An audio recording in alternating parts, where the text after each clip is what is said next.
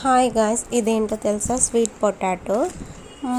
మా ఊర్లో అయితే మేము దీన్ని గల్స్ గడ్డ అంటాము, కొంతమంది నత్రాలు అంటారు.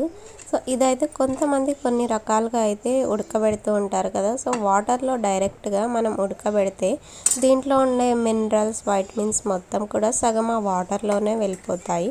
అందుకని నేను స్టీమ్ చేస్తున్నాను ఫస్ట్ టైం. ముందుగా అయితే ఈ నీళ్ళల్లో కొంచెం బెల్లం అయితే వేసాను స్వీట్నెస్ రావడానికి. ఆ తర్వాత ఇవైతే ఆవిరి కోసం పెట్టేశాను చిల్లుల గిన్నెలో వేసి. ఇవి ఉడకడానికి ఒక 30 నిమిషాలు అయితే టైం అయితే పట్టింది. అండ్ ఇంకొకటి ఏంటంటే, మనం అసలు వాటర్ యూస్ చేయకుండా కూడా ఇవి ఉడకబెట్టచ్చు. ఒక కడాయిలో ఒక 2 స్పూన్స్ ఆయిల్ ఆర్ నెయ్యి వేసి ఆ ప్లేట్ వేసేసినట్లయితే కొంతసేపటికి ఇవి స్టీమ్ అవుతాయి. దీంట్లో వాటర్ ఉంటుంది కదా, సో దానంతట అదే వాటిలో ఉన్న వాటర్తో ఉడికిపోతుంది.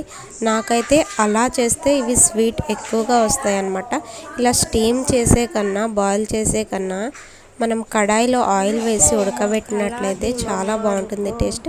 ఈ స్టీమ్ అయితే నేను ఫస్ట్ టైం ట్రై చేశాను, బట్ నాకు కడాయిలో ఆయిల్ వేసి స్టీమ్ చేసేదే టేస్టీగా అనిపించింది. ఇది అంత స్వీట్నెస్ అయితే రాలేదు దీంట్లో, బట్ మొత్తం వాటర్లో వేసి ఉడకబెట్టే కంటే ఇది కొంచెం బెటర్గానే ఉంది.